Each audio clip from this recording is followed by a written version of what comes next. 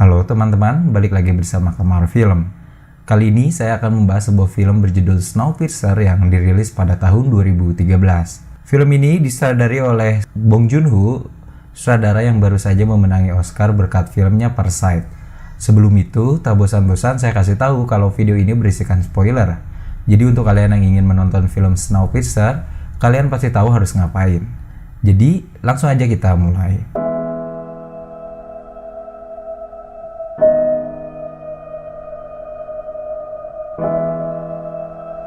Film ini bercerita di mana manusia sudah hampir semuanya punah. Semua permukaan bumi sudah ditutupi oleh salju yang turun tak henti-henti. Cuaca yang begitu dingin membuat banyak manusia terbunuh. Hanya ada sebagian manusia yang selamat, yaitu manusia yang menaiki bahtera yang kali ini bukan berbentuk perahu, tapi bahtera berbentuk kereta. Di mana kereta itu sudah berjalan tak henti-henti selama 17 tahun lamanya. Semenjak bumi tak bisa lagi dihuni. Film ini bercerita melalui kacamata kelompok manusia yang tinggal di gerbong paling belakang, di mana gerbong inilah yang diisi oleh rakyat biasa. Mereka setiap hari hanya memakan makanan yang sama sekali tak enak rasanya, tapi itu satu-satunya cara mereka agar bertahan hidup. Kehidupan mereka begitu menderita, dengan tempat tidur yang bertumpuk-tumpuk serta perlakuan petugas yang begitu otoriter mereka terima. Bahtera yang berbentuk kereta ini dimiliki oleh Mr. Wilford, yang sekaligus merupakan masinis dari kereta ini. Orang-orang yang diam di gerbong paling belakang ini belum pernah sekalipun bertemu dengan Mr. Wilford, karena mereka memang tak diizinkan untuk berpindah ke gerbong depan. Di gerbong paling belakang ini pun ada seorang yang bernama Curtis, yang menjadi ketua dari kelompok itu. Dan ada juga Gilliam, yang merupakan sesepuh dan sudah dianggap sebagai ayah sendiri oleh Curtis. Mereka semua memang sedang merencanakan sebuah revolusi, di mana mereka akan berontak dan berpindah menuju gerbong terdepan. Curtis dan Gilliam pun memang sudah mengatur formasi sampai ke hal paling detail untuk nanti melakukan revolusi. Yang pertama, mereka semua harus melewati sekitar 3 gerbong, dan di sana mereka harus mencari seorang pria Jepang bernama Namgong yang dipenjara. Namgong adalah seseorang yang bisa membuka pintu gerbong selanjutnya. Tanpa Namgong, usaha orang-orang ini akan sia-sia. Suatu ketika ada seorang wanita suruhan Mr. Wilford datang ke gerbong belakang untuk membawa seorang anak kecil dengan tinggi dan besar yang sudah ditentukan oleh Mr. Wilford.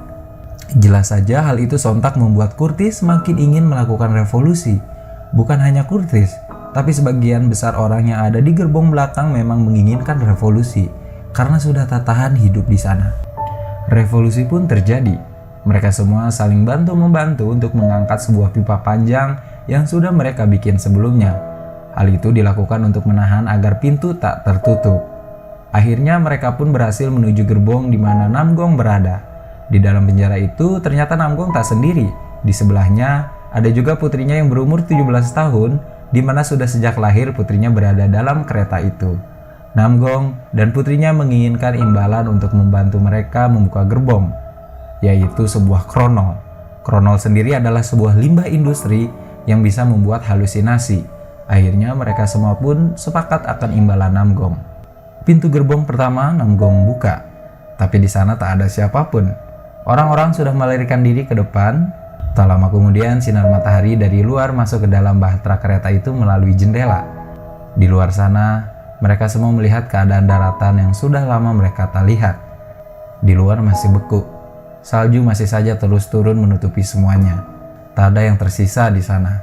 Hanya sebuah beberapa tanda di mana manusia pernah hidup. Gerbong selanjutnya akan dibuka. Tak lupa kronol Curtis berikan kepada Namgong dan anaknya. Di gerbong itu ternyata tempat di mana makanan yang setiap hari mereka makan diproduksi. Ternyata makanan itu berasal dari sampah dan sebagian ikan busuk yang kembali diolah. Jelas hal itu membuat Curtis makin murka akan apa yang terjadi. Sekarang mari kita melihat gerbong selanjutnya. Cukup lama Namgong mencoba membuka pintunya tapi tetap saja tak terbuka. Saat sudah terbuka, ternyata di sana sudah ada banyak orang lengkap dengan senjatanya masing-masing. Di belakangnya ada wanita yang memerintahkan itu. Wanita itu bernama Mason. Baku hantam pun dimulai. Saat semua telah usai, Mason berhasil disandra oleh Curtis dan berjanji akan membantu Curtis dan yang lainnya untuk menuju gerbong terdepan. di mana Mr. Wilford berada. Kemudian perjalanan kembali dimulai. Tak semua orang ikut untuk maju ke gerbong depan, hanya beberapa orang saja.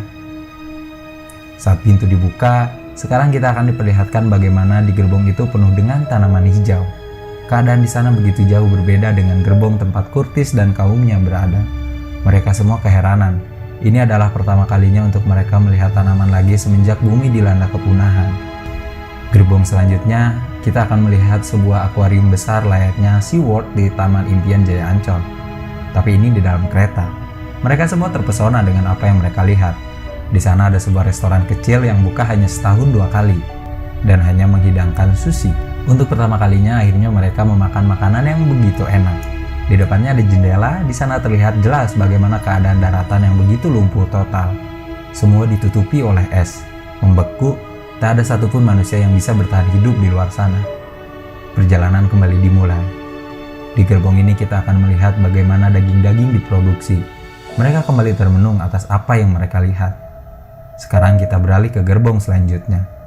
Di sini ada sebuah sekolahan di mana anak-anak dididik. Mereka semua begitu memuja Wilford layaknya Tuhan. Beberapa tahun sebelumnya, ada beberapa orang melarikan diri dari kereta dan akhirnya berakhir membeku. Anak-anak, Curtis, dan lainnya pun diperlihatkan akan hal itu. Di luar memang begitu berbahaya bagi siapapun manusia yang menginjakan kakinya. Mari kita melanjutkan perjalanan kita ke gerbong selanjutnya. Di sini ada kamar-kamar enak dan nyaman yang mungkin saja itu adalah pesanan orang-orang kaya. Di gerbong selanjutnya, ada restoran bintang 5 lengkap dengan makanan mewahnya. Gerbong selanjutnya, kita akan melihat sekumpulan orang yang sedang memanjakan dirinya. Curtis dan teman-temannya memang harus buru-buru sampai ke depan, karena di belakangnya mereka terus diikuti oleh tentara Wilford yang selamat dari serangan revolusi beberapa waktu yang lalu. Setelah terlibat pertempuran, teman Curtis semua mati, dan yang tersisa hanya Curtis, Namgong, dan putrinya. Kali ini mereka tak ada lagi yang mengikuti. Mereka berjalan menuju gerbong terdepan dengan penuh rasa amarah. Gerbong selanjutnya, kita akan melihat isinya yang merupakan sebuah klub malam dan penuh dengan orang-orang yang sedang berpesta. Setelah melakukan revolusi yang melelahkan, juga perjalanan dari satu gerbong ke gerbong yang lainnya, Curtis dan Namgong serta putrinya pun sampai ke gerbong tempat mesin kereta itu berada. Hanya satu pintu lagi yang harus dibuka untuk bertemu dengan pemilik bahtera kereta ini, yaitu Mr. Wilford. Tapi Namgong tak mau membuka pintu itu. Namgong malah ingin membuka pintu menuju keluar kereta, yang jelas saja Curtis tak mau. Namgong yakin betul kalau salju di luar sudah semakin meleleh, karena ia melihat sebelumnya bangkai pesawat semakin terlihat di jembatan. Karena beberapa tahun sebelumnya pesawat itu nyaris tak terlihat sama sekali karena tertutup salju.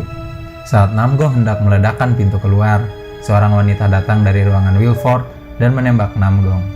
Kemudian wanita itu mempersilahkan Curtis masuk ke dalam untuk bertemu Mr. Wilford. Dan inilah gerbong terdepan dari bahtera kereta ini, di mana kereta ini dikendalikan oleh seseorang yang berambisi besar bernama Mr. Wilford. Di sana Curtis ngobrol bareng Wilford. Tak disangka Wilford akhirnya menjelaskan semuanya. Revolusi yang memang dilakukan oleh Curtis dan kaumnya itu adalah rencana Mr. Wilford bersama temannya yang berada di gerbong paling belakang yang hidup bersama Curtis, yaitu Gilliam. Selama ini Gilliam dan Wilford saling bekerja sama untuk menjaga kestabilan kereta. Curtis pun memang diharapkan agar bisa menjadi penerus Wilford untuk terus membuat kereta ini berjalan. Tapi sayang, Curtis tak menginginkan hal itu.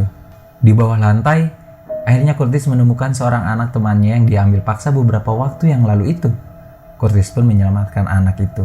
Dan kemudian Namgong meledakkan bahtera kereta ini. Tapi sayang, pintu gerbong paling depan ini rusak dan tak bisa ditutup. Akhirnya mereka semua mati. Ya, mereka semua mati. Dan yang tersisa hanya putri Namgong dan seorang anak yang diselamatkan oleh Curtis. Untuk pertama kali di hidup mereka, putri Namgong dan seorang anak kecil laki-laki ini pun menginjakkan kaki di daratan. Di sana ada beruang yang melihat mereka dan film pun usai.